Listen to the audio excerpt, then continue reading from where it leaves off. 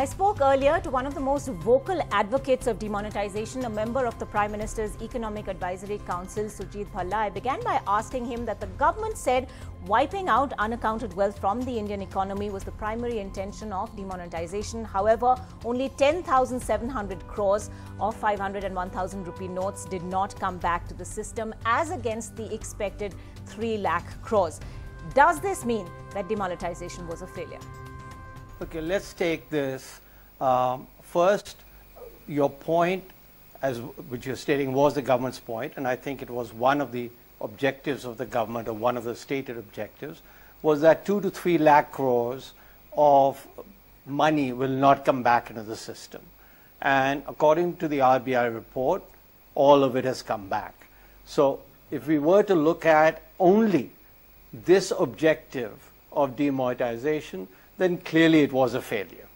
But you also mentioned that the government had mentioned that one of the primary objectives was to control the black money, unaccounted for wealth, which is the same thing as black money.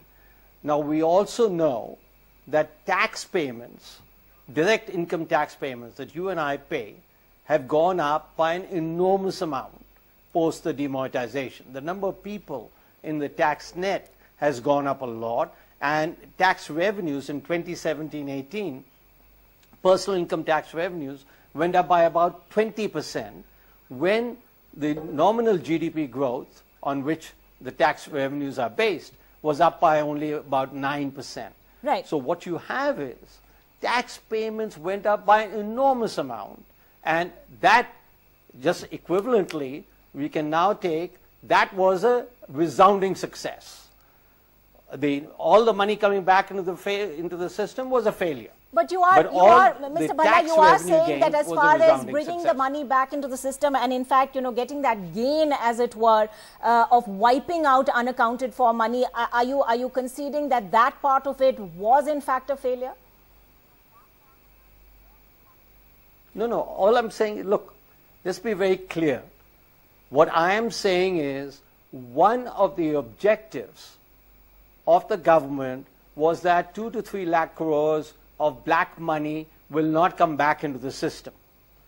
If you recall, and let me just add, my own personal view, and I wrote this on, I think, November 18th, so 10 days after the demonetization, that basically I did not even mention this as an objective of demonetization. What I had mentioned were 3 objectives of demonetization in order, and the article is called Big Bang or Big Thud. At that time we didn't know whether it was Big Bang or Big Thud. Yes. That the first and most important objective of the demonetization was to get less, or was to obtain greater tax compliance, less black money. And in that, it has been a resounding success. Okay, so let me on that point, if I may ask you, when the total number of taxpayers is really still minuscule, was it worth, if widening the tax base was the intent, then has the pain really been worth the gain?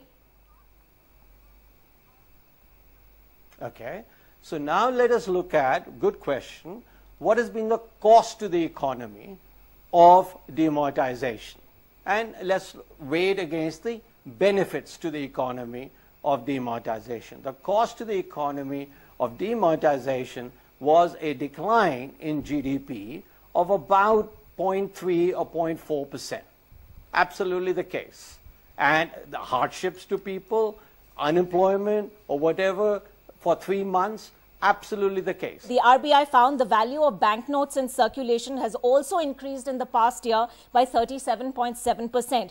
The cash in the system as on August the 3rd is believed to be 18.3 lakh crores as against 17 lakh crores on October 28, 2016. Now, how would you respond to those numbers? No. According to the RBI report, disposable income that's held in cash is also currently at a 7-year high. So have we then, in fact, been able to make India a less cash-based economy?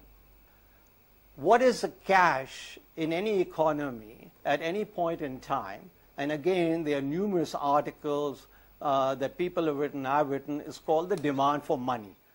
There is nobody that I know who's argued that the cash should go to zero.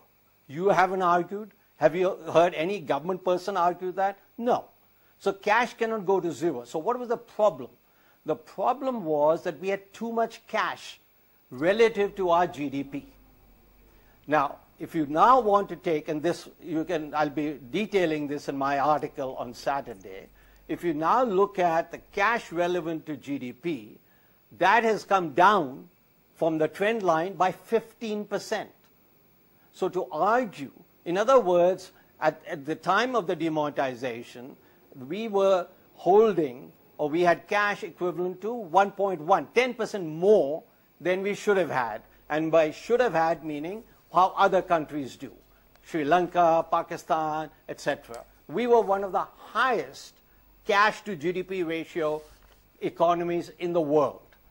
Today, these very same numbers that you're citing, and you're absolutely right, the GDP has also gone up. And today, the cash to GDP ratio, based on a trend line of before, is now down to 85. So from 110, we've come down to 85. So we are below the cash required to GDP on an average country basis is today lower by 15%, whereas previously it was higher by 10%. That is the big gain for digitization, and the fact that this is, you've got to be fair. This is how I'm taking exactly your argument and the arguments of critics and your quoting of the RBI, that cash to GDP ratio in India is way down. Now, you can't look at the absolute number of cash because nobody does that. No economist does that.